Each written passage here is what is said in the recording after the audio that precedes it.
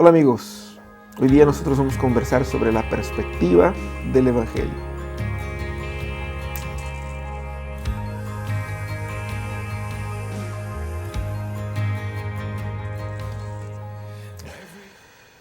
Buenísimo, seguimos nuestra serie Días Mejores, número 29.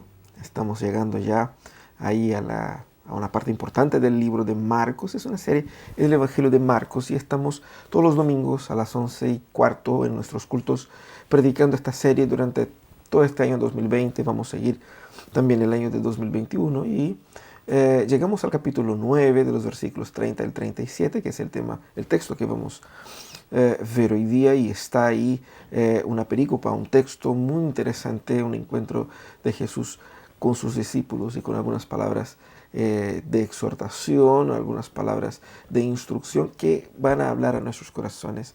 Por eso vamos a conversar hoy día sobre este texto, y el tema de nuestro mensaje es la perspectiva del Evangelio. ¿Por qué la perspectiva del Evangelio? Bueno, cuando nosotros hablamos de perspectiva, estamos hablando de un punto de vista que te permite tener ciertas o llegar a ciertas conclusiones. Luego, es muy importante tener una perspectiva correcta de las cosas para poder entender qué es lo que está pasando, ¿cierto? De eso se trata. Y Jesús, junto a sus discípulos, está enseñando a sus discípulos cuál es la perspectiva que Él tiene del mundo, para que los discípulos, conscientes de la perspectiva de Jesús, puedan ellos entender lo que Jesús hace. Y eso es muy interesante. ¿Por qué? Porque una perspectiva correcta te va a dar una expectativa correcta, a la vez que una perspectiva incorrecta también te va a llevar a expectativas equivocadas y obviamente a frustraciones o a conclusiones profundamente equivocadas. Así que nosotros vamos a conversar sobre ese texto que está ahí en Marcos 9, de los versículos 30 al 37, que dice lo siguiente: dejaron aquel lugar y pasaron por Galilea, pero Jesús no quería que nadie lo supiera, porque estaba instruyendo a sus discípulos. Les decía: el Hijo del Hombre va a ser entregado en manos de los hombres. Lo matarán, y a los 3 días de muerto resucitará. Pero ellos no entendían lo que quería decir con esto, y no se atrevían a preguntárselo.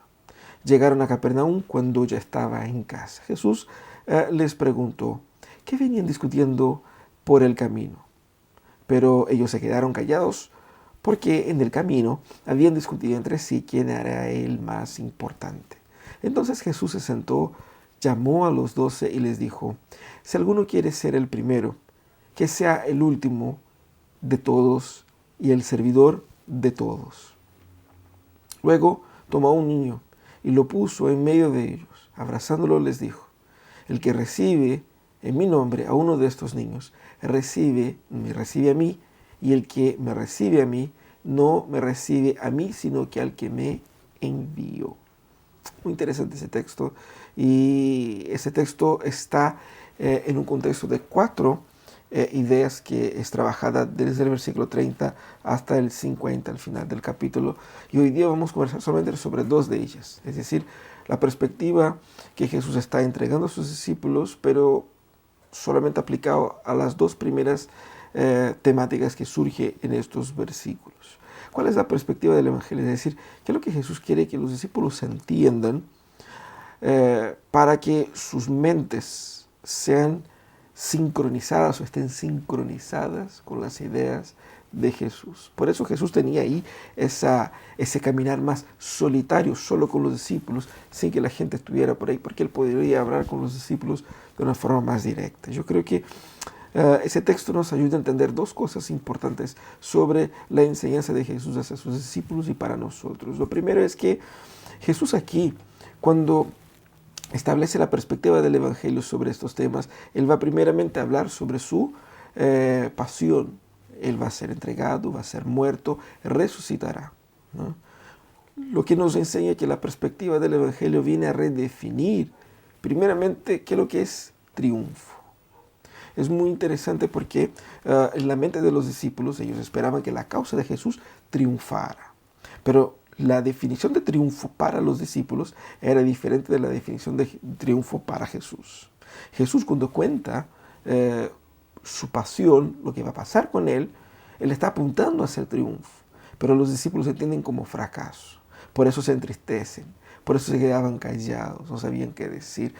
Si bien que lo que Jesús dijo es muy interesante. Primeramente, se refiere a sí mismo como hijo del hombre, es decir, no como un héroe triunfante, sino que utiliza una metáfora o una expresión del Antiguo Testamento de Daniel, del profeta Daniel, aplicando a sí mismo lo que da idea de un Mesías que no tiene la marca o la característica que se popularizó en aquellos días, así como un héroe político, ¿cierto?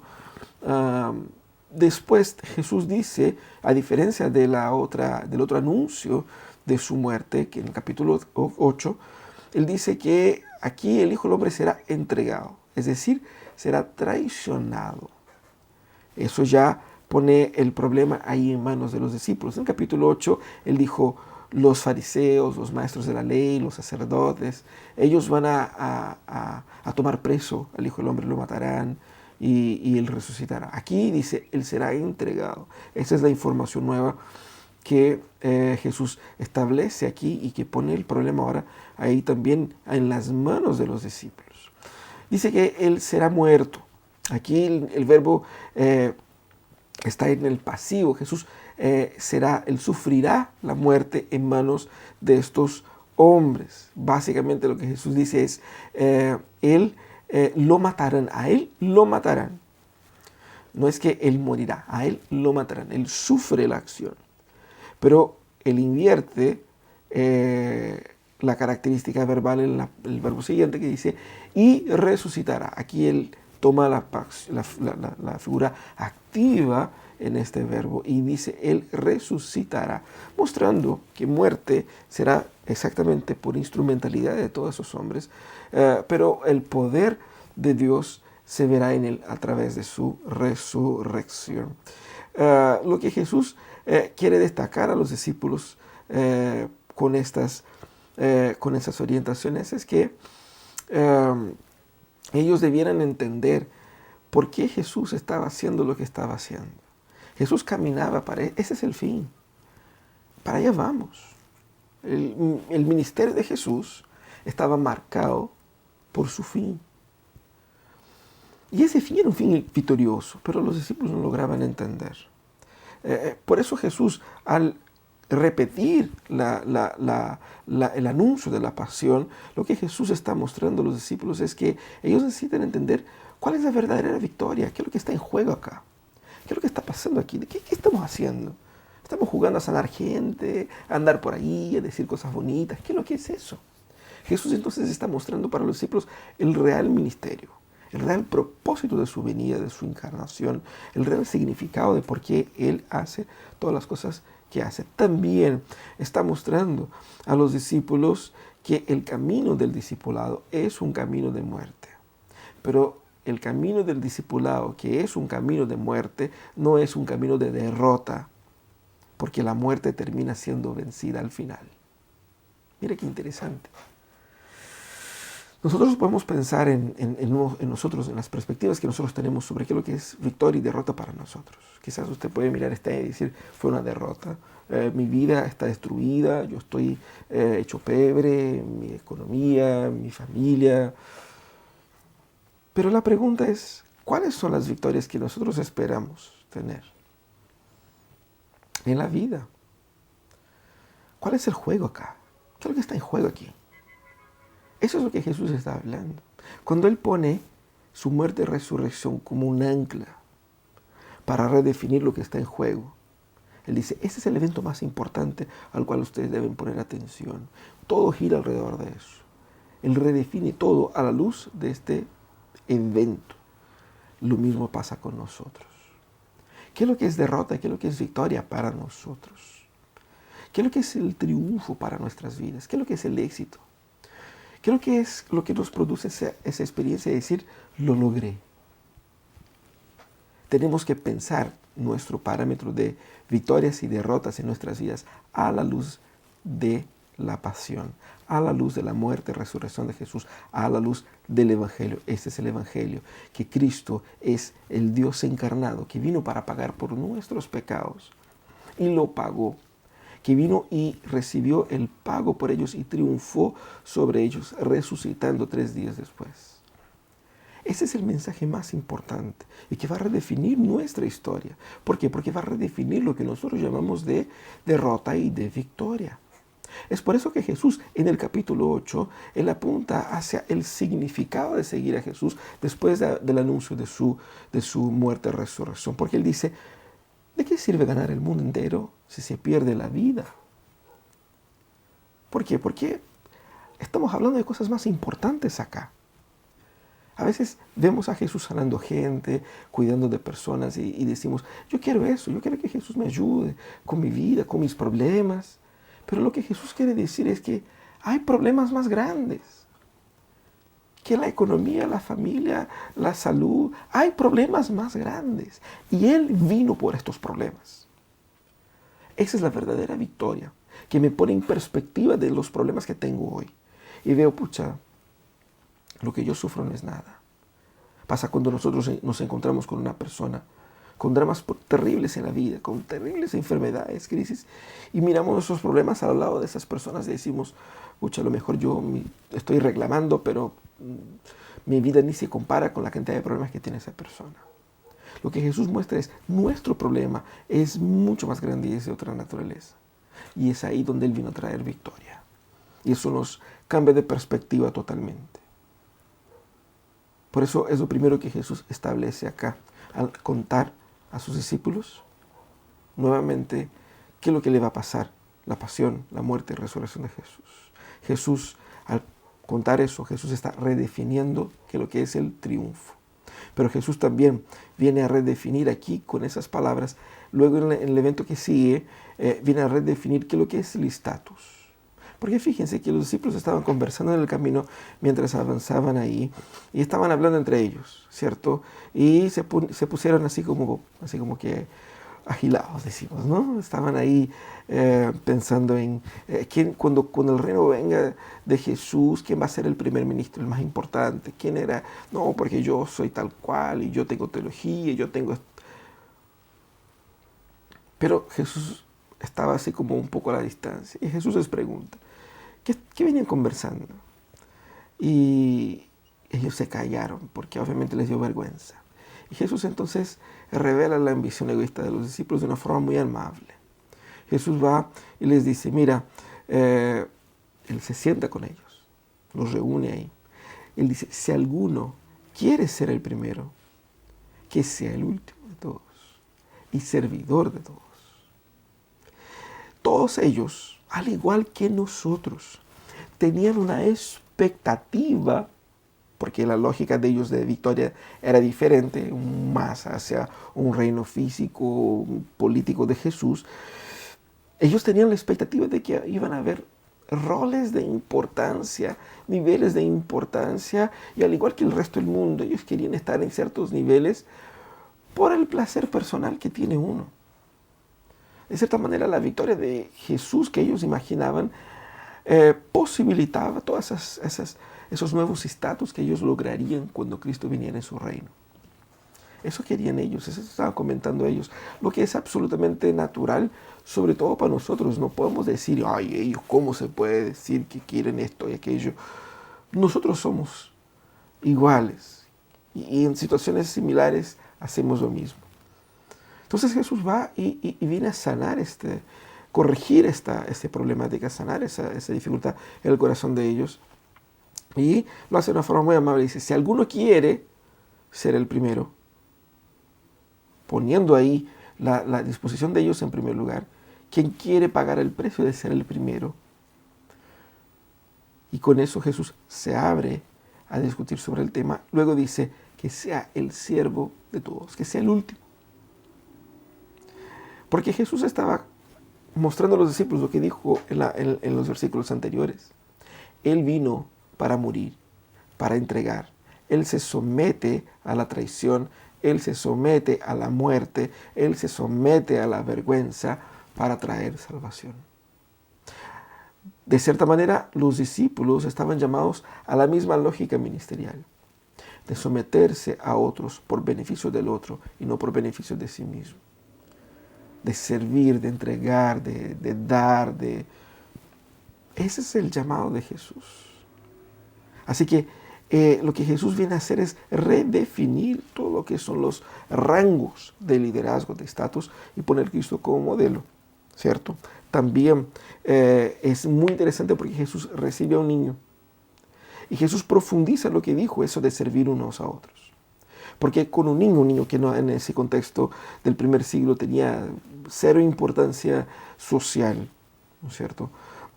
Él toma a este niño como modelo y dice, el que recibe una persona desimportante y la sirve, me sirve a mí.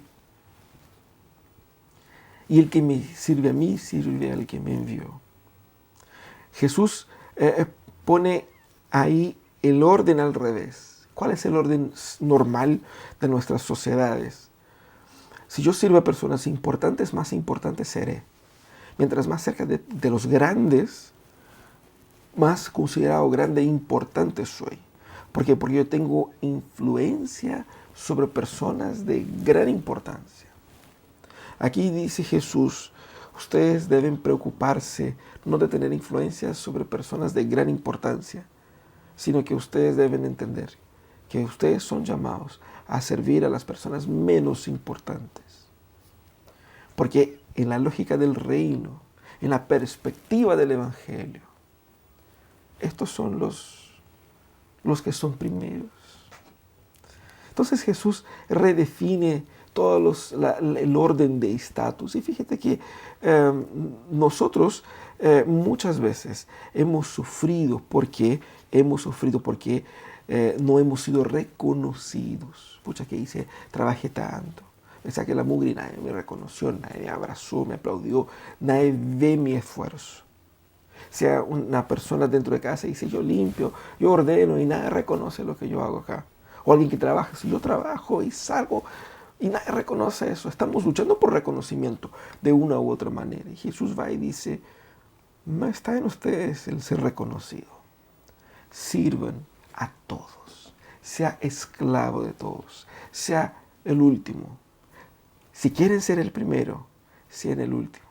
Porque el Hijo del Hombre, que es el primero, Él se hizo el servidor de todos. Y nadie puede querer decirse ser discípulo y seguidor de Jesús, sino toma para sí también esa misma misión de ser servidor de todos. Y con eso se termina nuestra búsqueda por reconocimiento.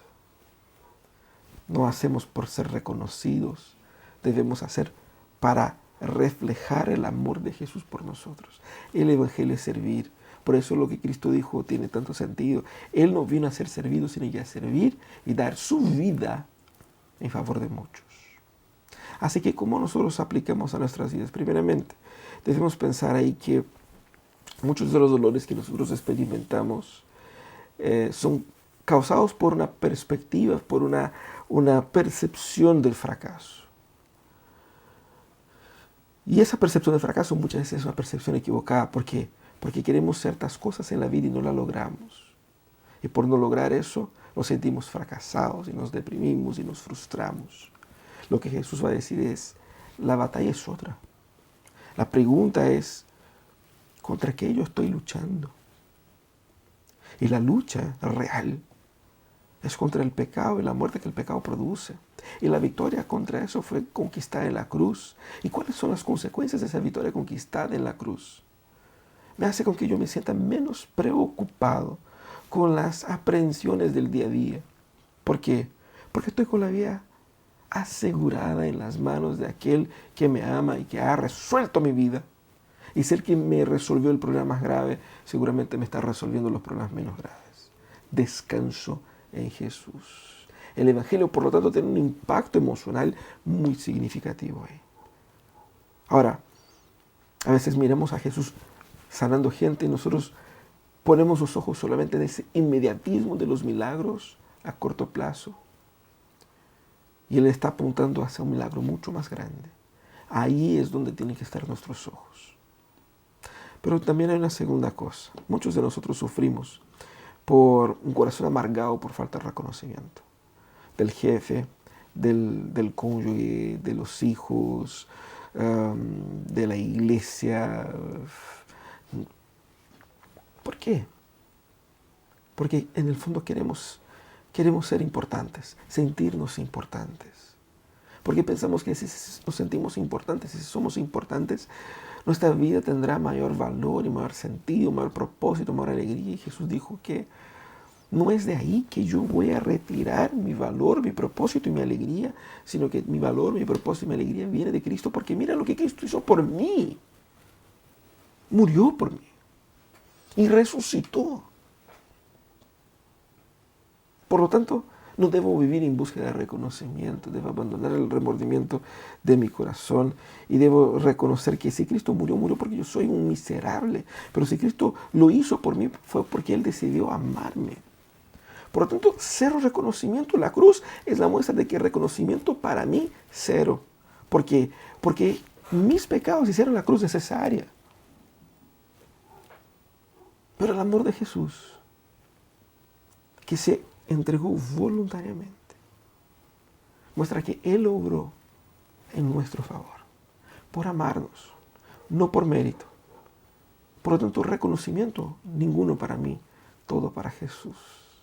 Y si hago algo, si sirvo para imitar a aquel que me salvó, porque imitándole a Él es la mayor alabanza que puedo entregarle a Él. Debemos tener a la mente de Cristo, imitar su conducta, de entregar su vida, sin esperar recibir de vuelta. ¿Por qué? Porque ya lo hemos recibido todo a través de aquel que murió y resucitó por nosotros. Mira cómo la perspectiva del Evangelio nos cambia de un corazón amargado por falta de reconocimiento. Nos libra de esta prisión. Un corazón que está ahí frustrado por haber fallado en la vida. La perspectiva del Evangelio nos da verdadera victoria. La perspectiva del Evangelio nos da verdadera paz. Ese es el mensaje de Jesús en estos textos. Vamos a orar. Quiero pedir que puedas acompañarme en esta oración. Gracias, Señor, porque tu palabra nos exhorta de manera tan profunda y tan hermosa. Habla, Señor, a cualquier persona que estaba escuchando este mensaje. Que haya transformación, que haya sanidad en sus corazones, vida, restauración. Te agradezco, Señor, porque tú nos exhortas a tener la perspectiva correcta y que podamos, Señor, nosotros tener nuestros ojos puestos en ti para la gloria de tu nombre. En nombre de Jesús es que oramos. Amén. Amén. Bien, amigos, que Dios les bendiga. Nosotros estamos ya caminando para el 30º mensaje la próxima semana. Síguenos si quieres acompañarnos también en el culto, nuestro culto todos los domingos a las 11:15 por Zoom. El link está en prodigo.cl/culto. Usted puede entrar en nuestra página prodigo.cl y va a encontrar ahí el link para nuestra reunión de Zoom. Comparte este video, deja su like, síguenos aquí en nuestro canal de Iglesia Pródigo. Se viene el 24 de diciembre a las 21 horas, nuestro especial de Navidad. No puedes perder, va a estar buenísimo. Así que nos vemos la próxima semana, si Dios quiere. Un gran abrazo y un buen descanso. Chao, chao.